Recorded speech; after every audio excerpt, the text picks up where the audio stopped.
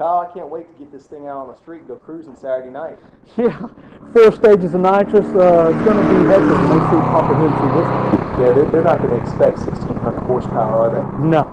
Well, I tell you what, Mike, we've done a lot, and why don't we go over a few questions and answers that some of these people might have for I us. think that's a good idea.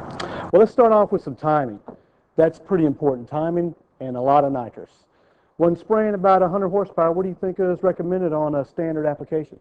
Well, you know, Kyle, if you're only going to spray 100 horsepower on a stock engine, I recommend 93 octane and at least a one-step colder plug. But the higher the octane, the better off you are. So don't be afraid to run a mix of, pump gas and 5 or 6 gallons of racing unleaded. It certainly can't hurt anything. Keeps the detonation away. I agree.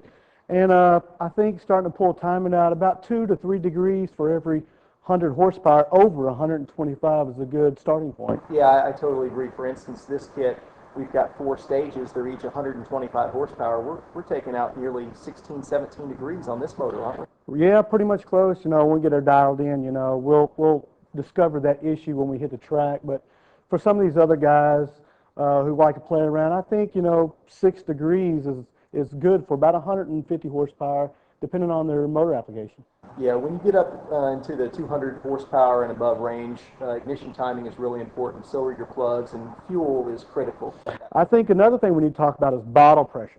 We cannot emphasize on bottle pressure. Yeah, that's the biggest problem most people have is they think that running 1,200 psi is the answer, and to be quite honest with you, you're going to get better results keeping it between 900 and 1,000. I agree. These solenoids really aren't good for over 1,200. You're just defeating the purpose.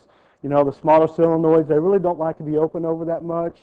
And if we drop below 900, then your motor will start getting riching up.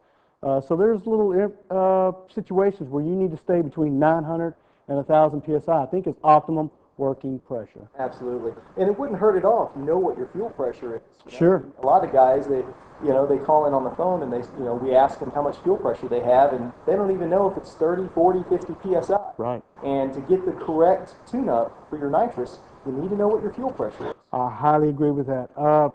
Other than that, man, I think we've covered all the bases so far as easy installations. Nothing major to it. Nothing that the average man couldn't do. That's right. And keep in mind, folks, that just because your bottle pressure is at 950 or 1,000 doesn't mean you've got nitrous in the bottle. That's right. Based on weight. That's exactly right. Different bottles weigh a different amount. The bigger the bottle, the more it weighs. That's right. So when you're having some questions, refer to the label that's on the bottle, folks. And if the bottle says it needs to weigh 25 pounds full and it only weighs 15 and it's a 10-pound bottle, you don't have any nitrous in there. It's just gas. Exactly. And that will not make any power. Exactly. Any other ideas, Kyle, we might want to cover with these folks? No, just make sure you cross your T's and dot your I's and be safe about it. Definitely be safe. One other thing I'd like to cover is solenoid maintenance.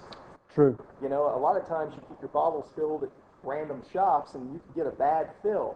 That trash can get in the line, work its way up to your nitrous solenoid, and cause some problems, damage the plunger. So I recommend that you do some general maintenance and take the solenoid apart and check the plunger just to be on the safe side. The more you use your kit, the more often you should check it. Right. Using 30 minutes of your time could save you tens of thousands of dollars in the long run. Sure can. And the guys that are out there racing every weekend, they need to check their solenoids every weekend. If they're making 6 to 8 passes a weekend, take the extra 15, 20 minutes and check them. Until then, we'll see you. Take care.